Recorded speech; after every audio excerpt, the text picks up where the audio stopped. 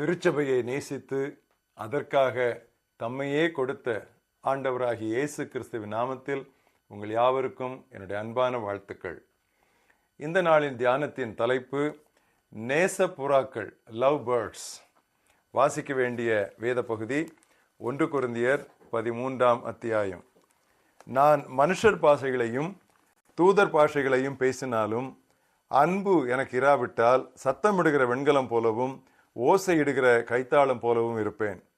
நான் தீர்க்க தரிசன வரத்தை உடையவனாய் இருந்து சகல ரகசியங்களையும் சகல அறிவையும் அறிந்தாலும், மலைகளை பெயர்க்கத்தக்க சகல விசுவாசம் உள்ளவனாய் இருந்தாலும் அன்பு எனக்கு இராவிட்டால் நான் ஒன்றுமில்லை.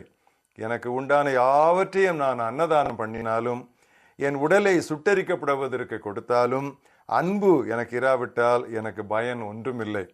அன்பு நீடிய சாந்தமும் தயவும் உள்ளது. அன்புக்கு பொறாமை இல்லை. அன்பு தன்னை புகழாது, இருமாப்பாயிராது, அயோக்கியமானதை செய்யாது, தற்பொழிவை நாடாது, சினமடையாது, தீங்கு நினையாது, அநியாயத்தில் சந்தோஷப்படாமல் சத்தியத்தில் சந்தோஷப்படும், சகலத்தையும் தாங்கும், சகலத்தையும் விசுவாசிக்கும், சகலத்தையும் நம்பும், சகலத்தையும் சகிக்கும். அன்பு ஒரு காலம் ஒழியாது. தீர்க்க தரிசனங்களானாலும் ஒழிந்து போம், அந்நிய பாஷைகளானாலும் ஓய்ந்து போம், அறிவானாலும் ஒழிந்து போம்.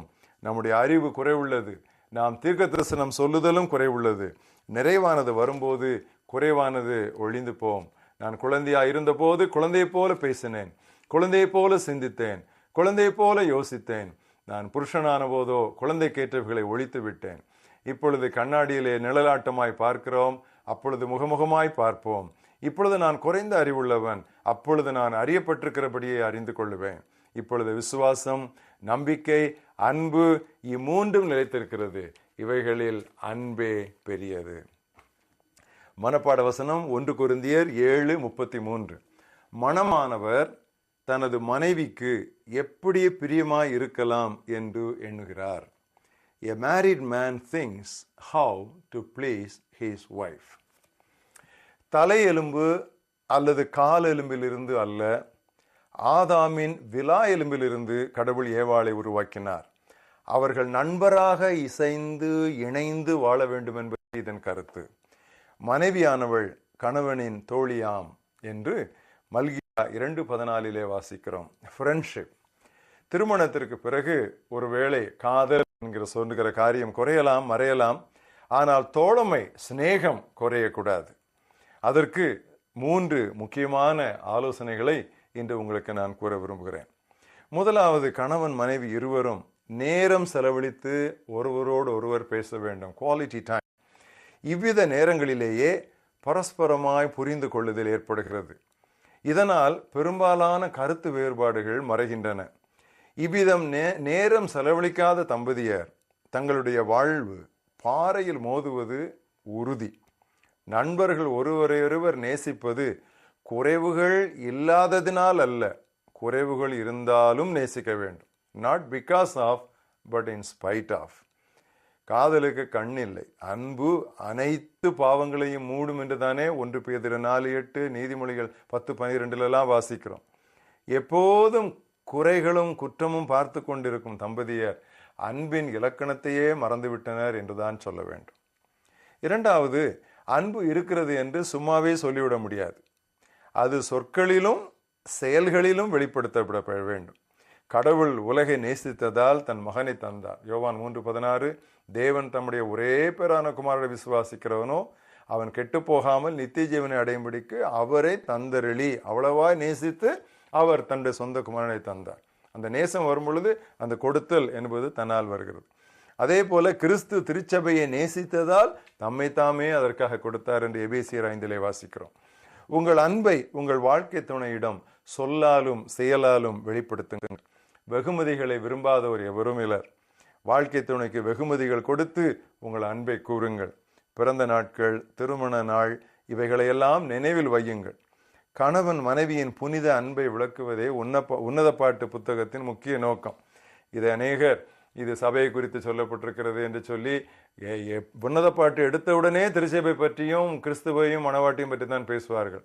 அது செகண்டரி இன்டர்பிரேஷன். அது ஒருவேளை இரண்டாந்தரமான ஒரு வியாக்கியானம் என்று சொல்லலாம். ஆனால் பிரதானமாக உன்னத பாட்டு புத்தகத்தினுடைய நோக்கம் ஒரு கணவன் மனைவி எவ்விதமாக அன்புடன் இருக்க வேண்டும் என்பதை வலியுறுத்துவதே. கர்த்தர் வேண்டுமென்றே அப்படிப்பட்ட ஒரு புத்தகத்தை வேத புத்தகத்திலே வைத்திருக்கிறார்.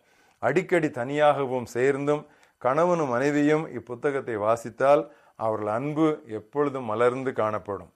இந்த புத்தகம் முடிவில் என்ன சொல்கிறது தெரியுமா? நேசம் மரணத்தை போல் வெளியது. Love is as strong as death. திருமணத்திற்கு முன் காதல் கடிதங்களை பரிமாறுகிறார்கள். திருமணத்திற்கு பின் ஆண்டுகள் கடந்து செல்ல செல்ல இக்காதல் மொழியெல்லாம் எங்கே போய் விடுகிறதோ. மூன்றாவது, கணவன் மனைவிக்கு இடையே அலுவலோ அருட்பணியோ வரக்கூடாது. ஒர்க் ஆர் மினிஸ்ட்ரி, இதை புருஷன் மனைவி தங்களுக்கு இடையில அதை கொண்டு வரவே கூடாது. முதலாவது கடவுள், இரண்டாவது குடும்பம், மூன்றாவது தான் ஊழியம் அல்லது வேலை. இதுவே வேத ஒழுங்கு. தம்பதியரின் பெற்றோரும் இவர்களுக்கு இடையிலே வரக்கூடாது. தாயார் என்று ஒருவர் இருப்பதற்கு முன்பதாகவே கடவுள் சொன்னது, கணவன் தன் தந்தையையும் தாயையும் விட்டு மனைவியோடே ஒன்றித்திருப்பான். அப்படியே மனைவிக்கும் தன் பிறந்த வீட்டை விட புகுந்த வீடே முக்கியம். அதனால் தான் வசனம் சொல்லுகிறது, குமாரத்தியே கேள், உன் தந்தை வீட்டை மறந்துவிடு, அப்பொழுது ராஜா உன் அழகில் பிரியப்படுவார். சங்கீதம் 45:10-11. அப்படியே கணவனும் மனைவியும் தாங்கள் ஒருவர் நேசிப்பதை விட அதிகமாய் தங்கள் பிள்ளைகளை நேசிக்க கூடாது. எல்கானா தன் மனைவியாகிய அன்னாளிடம் இப்படி கேட்டான், 10 குமாரரை விட நான் உனக்கு அதிகமல்லவா என்று கேட்டான். ஜான் கெப்லே என்கிறவர் 17ஆம் நூற்றாண்டிலே அழகான ஒரு திருமண பாடலை அவர் இயற்றினார். ஏதேனிலாதிமானம்